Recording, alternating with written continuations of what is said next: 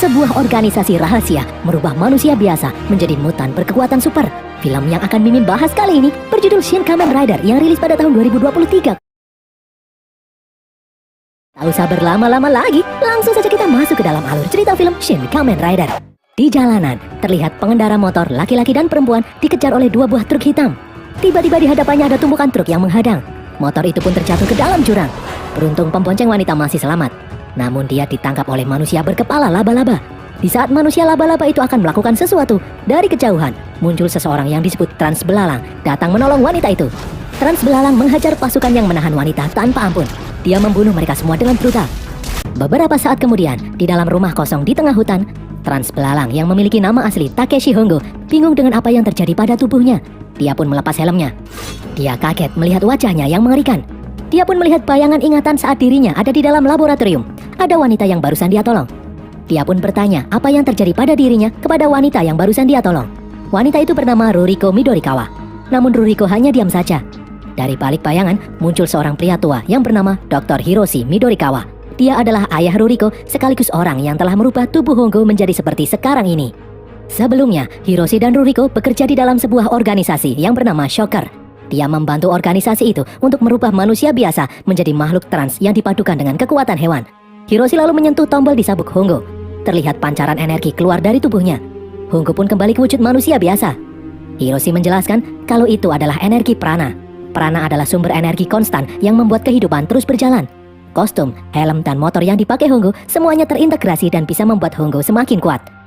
Dahulu, Hiroshi mengira organisasi Shocker memiliki tujuan kebaikan. Namun akhirnya, Hiroshi sadar kalau organisasi ini adalah organisasi jahat. Itulah sebabnya setelah Hongo dirubah menjadi Trans Belalang, sebelum ingatan Hongo dihapus oleh organisasi dan berubah menjadi monster, Hiroshi memerintahkan putrinya, Ruriko, untuk membawa Hongo kabur. Hiroshi percaya kalau Hongo bisa menggunakan kekuatannya ini untuk tujuan kebaikan. Kebetulan Hiroshi adalah dosen Hongo di universitas, jadi Hiroshi yakin kalau Hongo layak mendapatkan kekuatan ini untuk menghentikan organisasi Shocker. Ruriko lalu memberikan syal merah kepada Hiroshi sebagai tanda kalau Hiroshi adalah orang yang akan membela kebenaran. Hiroshi memberikan motor berteknologi tinggi yang disebut Cyclone kepada Hongo untuk beraksi. Helmnya pun berubah menjadi helm biasa saat tidak menyerap energi prana. Hongo pun sadar kalau Hiroshi mengandalkannya untuk menghentikan organisasi Shocker. Dia tidak ingin disebut sebagai Trans Belalang lagi. Dia merubah julukannya menjadi Kamen Rider. Tiba-tiba Trans Laba-Laba yang tadi menyerangnya muncul di tempat ini. Trans Laba-Laba membuat Ruriko pingsan dan dia menahan Hongo dengan jaring laba-laba. Trans Laba-Laba langsung membunuh Hiroshi yang telah berkhianat pada organisasi.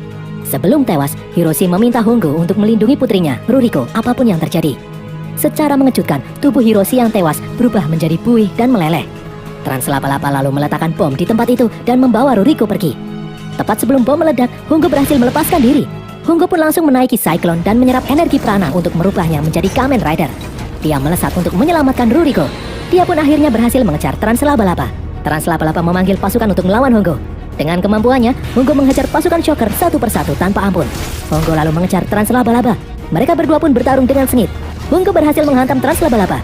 Trans Laba-Laba mengeluarkan 4 lengannya untuk melawan Hongo. Hongo langsung membawanya melompat tinggi dan menendang Trans Laba-Laba dengan tendangan Rider Kick. Trans Laba-Laba pun akhirnya tewas dan berubah menjadi buih. Setelah Ruriko kembali siuman, Ruriko berkata semua orang yang berkaitan dengan Shocker, tubuhnya akan meleleh saat mati untuk mencegah bocornya informasi rahasia. Hongo lalu bertanya kenapa dia tidak bisa mengendalikan dirinya saat menjadi Kamen Rider. Ruriko pun menjelaskan kalau helmnya memiliki kemampuan untuk meningkatkan naluri bertahan hidup. Itulah sebabnya setelah berubah, Hongo akan lebih agresif dan meningkatnya energi prana di tubuhnya akan membuatnya jauh lebih kuat. Ruriko lalu menekan tombol, membuat energi prana di tubuh Hongo keluar. Hongo pun berubah kembali menjadi manusia biasa. Hongo lalu meminta maaf karena dia tidak bisa menyelamatkan Dr. Hiroshi. Ruriko malah balik meminta maaf karena dia dan ayahnya telah merubah tubuh Hongo secara sepihak. Ruriko menjelaskan kalau dia bukanlah anak asli dari Dr. Hiroshi. Dia adalah manusia buatan Hiroshi. Dengan menggunakan DNA miliknya, Hiroshi menciptakan Ruriko untuk membantunya mengembangkan penggunaan energi prana. Hongo lalu berkata meskipun begitu, pesan terakhir Hiroshi sebelum meninggal, dia meminta Hongo untuk melindungi Ruriko apapun yang terjadi. Itu tandanya Hiroshi sangat menyayangi Ruriko. Mungkin itu salah satu alasan Hiroshi merubah Hongo menjadi kuat agar ada yang bisa melindungi putrinya. Di tengah jalan, Ruriko memberitahu Hongo kalau masih ada 4 makhluk trans lagi yang harus mereka lawan untuk bisa menghentikan organisasi Shocker. Di tempat lain, seorang robot yang bernama Kei melaporkan kepada seseorang yang masih ada di dalam kotak kepompong yang bernama Ichiro kalau Trans Laba-Laba telah dibunuh oleh Trans Belalang yang berkhianat bersama Ruriko. Ichiro pun menyuruhnya tidak usah khawatir karena makhluk trans terbarunya akan bisa menghentikan trans belalang dengan mudah. Sementara itu, Ruriko mengajak Hongo masuk ke dalam tempat persembunyiannya. Di dalam ternyata sudah ada 2 orang asing yang berhasil menyusup masuk. Mereka berdua adalah Tachibana dan Taki. Mereka berdua adalah agen pemerintah yang ditugaskan khusus untuk menghentikan organisasi Shocker. Tachibana mengajak Ruriko dan Hongo untuk bekerja sama. Dengan imbalan, pemerintah akan melindungi mereka berdua. Hongo pun bertanya, memangnya seberapa berbahayanya organisasi Shocker ini? Ruriko pun mulai bercerita, dahulu organisasi ini didirikan oleh seorang konglomerat Jepang. Dia mengembangkan kecerdasan buatan yang diberi nama Ai. Dia juga membuat robot kecerdasan buatan yang diberi nama J. Berbeda dengan Ai yang disimpan di dalam sistem server yang tertutup, J justru berbentuk robot yang bisa bebas keluar. Konglomerat itu ingin kecerdasan buatannya bisa menuntun umat manusia ke dunia masa depan dan membawa kebahagiaan. Robot J kemudian di-upgrade menjadi robot K. Konglomerat itu lalu memberi misi terakhir kepada Ai dan K untuk menuntun umat manusia menuju kebahagiaan, sebelum akhirnya dia bunuh diri. Untuk itulah kecerdasan buatan Ai mendirikan organisasi Shocker untuk menuntun umat manusia menuju kebahagiaan dengan teknologi paling modern. Taki kemudian berkata, jika Ruriko dan Hongo butuh bantuan mereka, Ruriko dan Hongo cukup mengangkat tangan saja karena mereka akan mengawasi Ruriko dan Hongo dari mana saja dan kapan saja. Kini Ruriko dan Hongo masuk ke dalam kelompok anti-Shocker. Tugas pertama mereka adalah menghentikan trans kelelawar. Pemerintah sudah menemukan sarangnya. Ruriko pun memiliki ide, dia akan pergi sendirian. Ruriko melarang Hongo ikut karena dia merasa Hongo masih belum terbiasa dengan kekuatan barunya. Singkat cerita, Ruriko pun sampai di sarang trans kelelawar. Dia langsung masuk sendirian. Ruriko menembaki beberapa robot yang menghadangnya. Dia pun akhirnya berhadapan langsung dengan trans kelelawar. Di tempat lain, Tachibana dan Taki memperhatikan aksi Ruriko dari layar CCTV. Di dalam markas trans kelelawar, dengan satu ketukan, trans kelelawar membuat Ruriko tak sadarkan diri. Ternyata, trans kelelawar adalah seorang ilmuwan yang mengembangkan virus kelelawar untuk menginfeksi seluruh umat manusia. Dia juga telah menyebarkan virus di ruangan ini untuk menginfeksi Ruriko. Dengan virus itu, dia bisa membunuh siapapun dengan mudah. Di layar CCTV, terlihat ribuan orang berperilaku aneh berbondong-bondong masuk ke dalam markas trans kelelawar. Hongo pun akhirnya sampai di sini untuk menolong Ruriko. Trans kelelawar sudah tahu kalau Hongo pasti akan datang untuk menyelamatkan Ruriko. Trans kelelawar lalu mengeluarkan Ruriko yang sudah terpengaruh oleh virusnya. Trans kelelawar menjelaskan kalau virusnya akan bisa memberikan kebahagiaan kepada umat manusia. Dia akan menghapus populasi manusia yang jahat agar bumi bisa menjadi damai.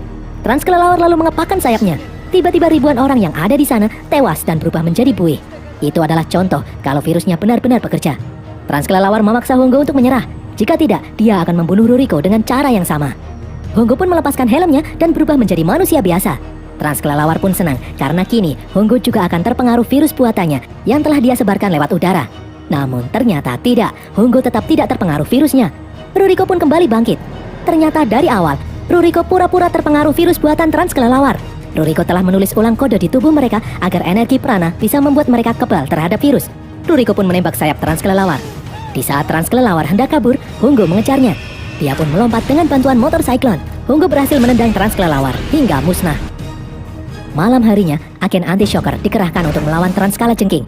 Mereka pun akhirnya berhasil mengalahkan trans kalajengking itu. Tachibana dan Taki memberitahu Ruriko kalau trans kalajengking sudah dikalahkan oleh agen pemerintah.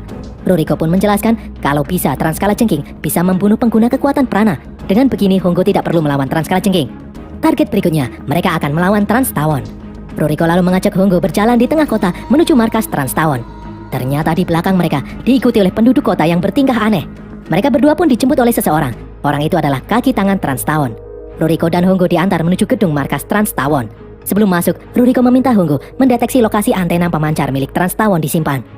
Sesampainya di dalam, mereka berdua langsung disambut oleh Trans Tawon. Di sana juga ada Cyborg K. Ternyata Trans Tawon dan Ruriko adalah teman sejak kecil. Trans Tawon menyayangkan Ruriko yang memilih untuk berkhianat kepada organisasi. Ruriko pun mengajak temannya itu untuk meninggalkan organisasi bersamanya. Namun Trans Tawon dengan tegas menolak. Dia sudah susah payah menggunakan kemampuannya untuk memberikan kedamaian bagi penduduk kota. Dia memiliki kemampuan untuk mengendalikan pikiran penduduk kota dengan alat yang dia miliki agar semua orang menjadi patuh pada perintahnya. Menurutnya, itulah kedamaian yang ideal. Menyadari kalau Ruriko tidak bisa dibujuk untuk kembali ke organisasi, Trans Tawon pun berubah bentuk. Di saat Trans Tawon yang sudah berubah bentuk berniat menyerang, Hongo membawa Ruriko untuk kabur dari tempat itu. Di tempat lain, melihat Ruriko dan Hongo yang kabur tanpa perlawanan, membuat Taki ingin beraksi sendiri. Ditambah-tambah, dia sudah mengekstrak bisa trans kalajengking ke dalam satu peluru khusus. Setelah situasi aman, Hongo melihat mata Ruriko yang menyala sambil mengutak-atik laptopnya. Jika Ruriko sedang mengupload program ke dalam otaknya, maka matanya akan menyala. Saat ini Ruriko sedang mencari cara untuk menghentikan trans kupu-kupu sebelum kepompongnya menetas. Karena jika sudah menetas, maka semuanya akan semakin sulit. Hongo lalu bertanya, kenapa dia tidak merasakan lapar dan haus. Ruriko lalu menjelaskan kalau itu adalah pengaruh energi prana. Pada dasarnya, kekuatan Hongo didapat dari menyerap energi prana dari orang-orang sekitar. Dengan kata lain, Hongo menyerap nyawa makhluk hidup di sekitarnya. Itulah sebabnya ayah Ruriko, Dr. Hiroshi, memutuskan untuk berhenti mengembangkan makhluk trans lagi. Jika semua orang menggunakan teknologi ini, maka mereka akan saling mencuri energi prana satu sama lain. Akibatnya manusia akan punah. Konverter prana milik Hongo adalah buatan ayahnya yang terakhir. Tiba-tiba, sekumpulan orang bergerak seperti zombie mendekati mereka. Itu adalah orang-orang yang telah dipengaruhi oleh Trans Tawon. Ruriko pun mengajak Hongo bergegas. Jika tidak dihentikan, pengaruh Trans Tawon akan semakin meluas. Mereka harus menghancurkan antena pemancar cuci otak milik Trans Tawon. Mereka berdua pun langsung melesat. Ruriko sendirian menemui Trans Tawon di ruangannya. Dari atas, Kamen Rider melompat menghancurkan antena pemancar milik Trans Tawon. Seketika semua orang penduduk kota pun bebas dari pengaruh Trans Tawon. Kamen Rider lalu menyusul Ruriko di dalam ruang Trans Tawon. Hongo meminta Trans Tawon untuk menyerah.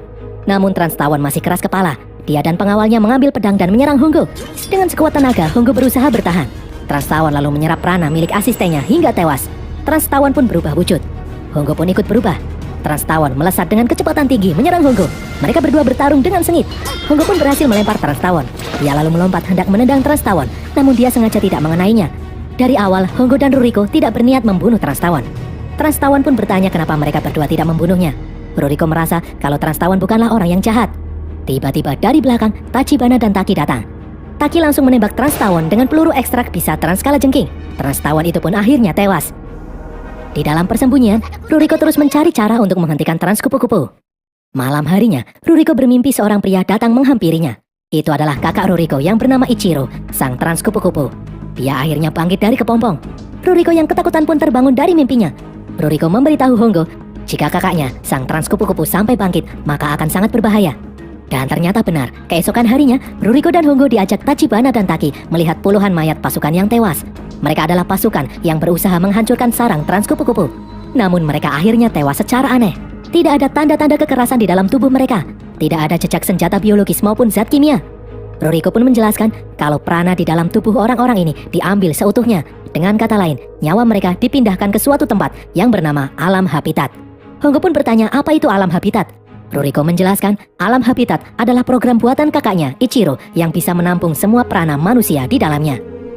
Di tempat lain, Ichiro yang sudah keluar dari kepompongnya mempersiapkan Alam Habitat untuk mengambil prana seluruh umat manusia. Dia ingin memasukkan semua orang ke dalamnya agar tercipta kedamaian. Di dalam persembunyian, Hongo bertanya kenapa Ichiro ingin memasukkan semua orang ke dalam Alam Habitat. Ruriko bercerita, dahulu saat Ichiro kecil, ibunya dibunuh oleh penjahat di jalanan. Sejak saat itulah, Ichiro ingin menciptakan kondisi di mana tidak ada lagi orang jahat di dunia ini. Mungkin itu juga alasan kenapa ayahnya dahulu memutuskan bergabung dengan organisasi Shocker. Di organisasi itu, mereka mengembangkan teknologi yang bisa mentransfer prana atau nyawa manusia ke dalam program yang disebut Alam Habitat. Nyawa manusia akan hidup selamanya di sana. Ichiro yakin di dalam Alam Habitat akan tercipta kebahagiaan yang abadi. Ruriko dan Hongo pun bergegas bergerak ke dalam markas Ichiro atau Trans Kupu-Kupu. Sesampainya di sana, Ichiro langsung menyambut mereka berdua. Ichiro pun berdiri dari singgasananya. Ruriko langsung mendekati Ichiro. Ruriko meminta Ichiro berhenti menyalahkan umat manusia atas kematian ibunya. Namun Ichiro beralasan memasukkan prana umat manusia ke dalam Alam Habitat adalah usaha penyelamatan atas kelakuan manusia yang semakin rusak. Ichiro juga bertanya kenapa Ruriko berkhianat. Bukannya dulu Ruriko lah yang membantunya mewujudkan hal ini. Ruriko lalu menjawab kalau ayah mereka telah menunjukkan kepadanya kehidupan yang sebenarnya. Ruriko akhirnya sadar kalau yang mereka lakukan selama ini adalah salah. Ruriko lalu menyentuh telapak tangan Ichiro. Mereka berdua mengakses prana masing-masing. Ruriko mencoba ingin menyadarkan kakaknya, namun gagal karena kakaknya terlalu kuat. Ruriko pun akhirnya pingsan. Hongo yang marah berusaha melawan, namun Ichiro malah menyuruh seseorang keluar. Orang itu adalah Hayato Ichimonji. Ichimonji adalah trans belalang kedua ciptaan Shocker yang sudah disempurnakan. Dengan kata lain, dia lebih kuat dari trans belalang pertama, yaitu Hongo. Ichimonji pun mulai berubah. Namun Hongo malah membawa Ruriko kabur dari tempat itu. Di jalanan, Ichimonji mengejar Hongo dengan sama-sama mengendarai Cyclone. Terjadi aksi kejar-kejaran di jalanan. Ichimonji pun akhirnya berhasil menghentikan Hongo. Ichimonji menantang Hongo untuk bertarung 1 lawan 1. Mereka berdua pun mulai bertarung.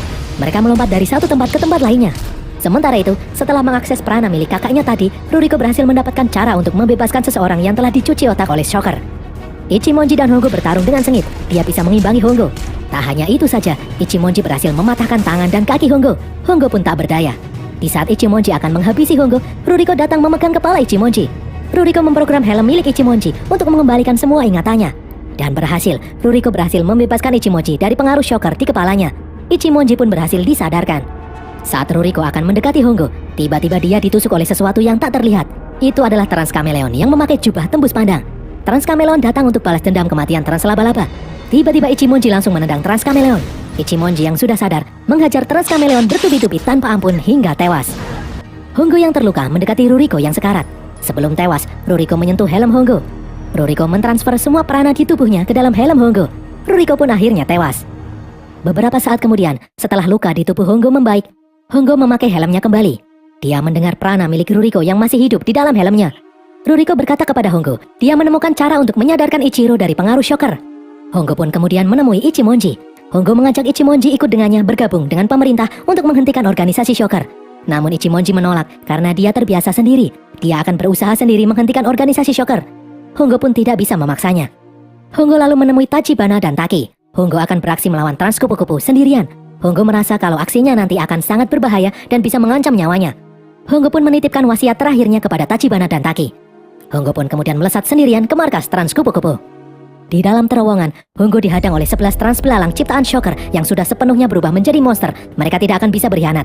Hongo pun terpaksa melawan pasukan itu sendirian. Terjadi aksi kejar-kejaran di dalam terowongan. Sekuat apapun Hongo, dia merasa kesulitan melawan trans belalang sebanyak itu. Secara mengejutkan, Ichimonji datang membantu Hongo. Ichimonji yakin kalau Hongo pasti mati jika beraksi sendirian. Itulah kenapa dia berubah pikiran. Ichimonji dan Hongo pun bersama-sama bertarung melawan pasukan trans belalang. Dengan susah payah, mereka berdua akhirnya berhasil mengalahkan pasukan trans belalang itu. Mereka berdua pun bergegas masuk ke dalam markas Ichiro. Sesampainya di sana, mereka berdua langsung melompat menendang Ichiro. Namun Ichiro dengan mudah menangkisnya. Kekuatan Ichiro jauh lebih besar dari mereka berdua. Setelah Ichiro bergerak maju, Hongo dan Ichimonji mengerahkan motor Cyclone untuk menghancurkan singgasana milik Ichiro. Itu adalah alam habitat sekaligus sumber kekuatan Ichiro. Ichiro yang marah lalu memperlihatkan wujud trans kupu-kupu yang sebenarnya. Dia pun berubah. Ichiro menghajar Ichimonji dan Hongo dengan satu pukulan. Ichiro masih terlalu kuat bagi mereka berdua.